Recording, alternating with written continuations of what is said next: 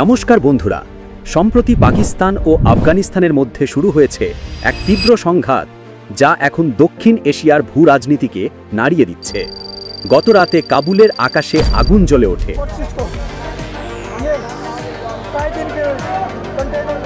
একটার পর একটা বিস্ফোরণে কেঁপে ওঠে শহর। পাকিস্তান এয়ারফোর্স গোপনে কাবুলে বিমান হামলা চালায়, কিন্তু প্রশ্ন হচ্ছে, এটি কি শুধুই জঙ্গি দমন অভিযান, নাকি আঞ্চলিক শক্তিতে নিজেদের শ্রেষ্ঠত্ব প্রমাণের এক বেপরোয়া প্রচেষ্টা? আফগানিস্তানের সেনাবাহিনী, যাদের নেই কোনো শক্তিশালী এয়ারফোর্স, নেই আধুনিক মিসাইল প্রতিরক্ষা ব্যবস্থা, তারা তবু সরাসরি পাল্টা হামলার সিদ্ধান্ত নিল।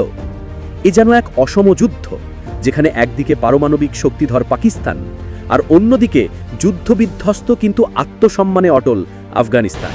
সংঘাতের সূচনা হয় হঠাৎ করেই। রাতারাতি কাবুলে একের পর এক বিস্ফোরণ।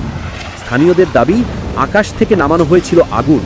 কিছু বিমান এসে দ্রুত বোমাবর্ষণ করে এবং মিলিয়ে যায় অন্ধকারে। বিশ্ব মিডিয়ার প্রতিবেদন অনুযায়ী এই হামলার পেছনে ছিল পাকিস্তান এয়ারফোর্স।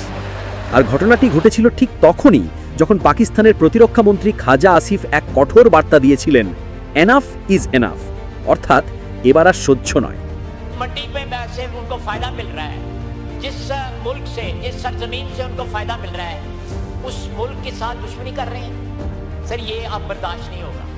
हमें यकसू होके मिनहसुल कौम जो है जवाब देना पड़ेगा इन लोगों को जो उनको पनाहगाहें मुयस्सर करते हैं, चाहे वो हमारी सरजमीन पे है या वो अफगानिस्तान की सरजमीन के ऊपर है। इसमें किसी को कोई शक नहीं होना चाहिए।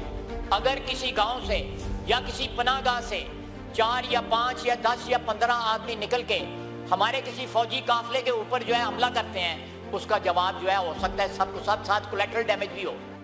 এই হুমকির পরেই কাবুলে হামলা, কিন্তু আফগানিস্তান চুপ থাকেনি। তালিবান নিয়ন্ত্রিত আফগান সেনারা সরাসরি পাকিস্তানের সীমান্তে পাল্টা আক্রমণ চালায়। এই সংঘর্ষ হয় দুরান্ধ লাইন বরাবর, যা দুই দেশের বিতর্কিত সীমান্ত রেখা। সূত্র জানাচ্ছে, আফগান বাহিনীর এই পাল্টা হামলায় প্রায় 12 থেকে 15 জন পাকিস্তানি সৈন্য নিহত হয়েছেন। 15 Pakistani soldiers have been killed in retaliatory operations that have taken place from the side of Afghanistan. সীমান্ত চৌকিগুলোতে গোলাগুলি চলে টানা কয়েক ঘন্টা, কিন্তু আফগান বাহিনী উল্লেখযোগ্য ক্ষতি ছাড়াই এলাকা ছেড়ে যায়। সামরিক ভারসাম্য এখানে স্পষ্টত পাকিস্তানের পক্ষে। একপাশে পারমাণবিক অস্ত্র, শক্তিশালী বিমান বাহিনী ও বিশাল জনসংখ্যা, অন্যদিকে সীমিত সামরিক শক্তির আফগানিস্তান। তবু আফগান বাহিনী তাদের রাজধানীতে পাকিস্তানি হামলার প্রতিশোধ নিতে পিছু পারেনি। और हम पाकिस्तान हुकूमत का ये काम एक बड़ा गलती समझता है और इससे मसाइल हल नहीं हो सकता है। এ যেন স্পষ্ট বার্তা, আমরা ছোট হতে পারি কিন্তু নত নই।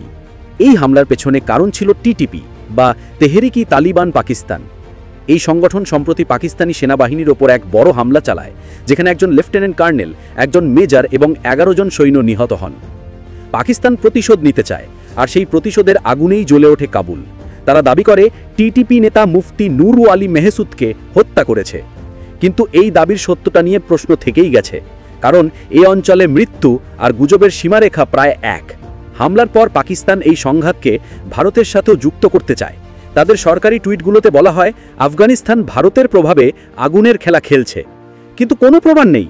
বরং যখন পাকিস্তান আঘাত আনছে, ঠিক তখন ভারত আফগানিস্তানে শান্তির বার্তা পাঠাচ্ছে। ভারতের পররাষ্ট্রমন্ত্রী ডক্টর এস জয়শঙ্কর আফগান মন্ত্রী মুত্তাকিকে উষ্ণ অভ্যর্থনা জানান এবং ঘোষণা করেন, ভারত খুব শিগগিরই কাবুলে আবার দূতাবাস খুলবে। যখন পাকিস্তান আগুনে, তখন ভারত আলো জ্বালাচ্ছে। যখন তারা ধ্বংস করছে, তখন ভারত পুনর্গঠনের স্বপ্ন দেখাচ্ছে। গম, ওষুধ, মানবিক সহায়তা। ভারত আফগান জনগণের পাশে দাঁড়িয়ে একটি বার্তা দিয়েছে, শক্তি মানে ধ্বংস নয়, শক্তি মানে সহানুভূতি। এই সংঘাতে পাকিস্তানের পুরনো মিত্ররাও মুখ ফিরিয়ে নিয়েছে। ইরান, সৌদি আরব, কাতার সবাই শুধু বলছে, আমরা চিন্তিত।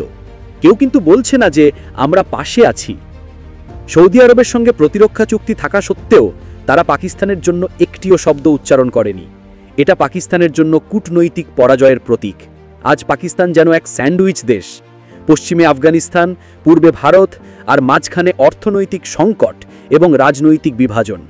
তাদের নিজেদের নাগরিকরাও প্রশ্ন তুলছে, আর কতদিন টিকবে এই দেশ? এই উত্তপ্ত সময়ে ভারত একদম বিপরীত পথে হাঁটছে। যখন পাকিস্তান বোমা ফেলছে তখন ভারত কূটনীতির হাত বাড়াচ্ছে। ভারত শুধু দূতাবাস খোলার ঘোষণা দেয়নি, বরং আফগানিস্তানে স্থগিত উন্নয়ন প্রকল্পগুলো পুনরায় শুরু করছে। ইতিহাস একদিন লিখবে, যখন পাকিস্তান ধ্বংস করছিল তখন ভারত পুনর্গঠন করছিল।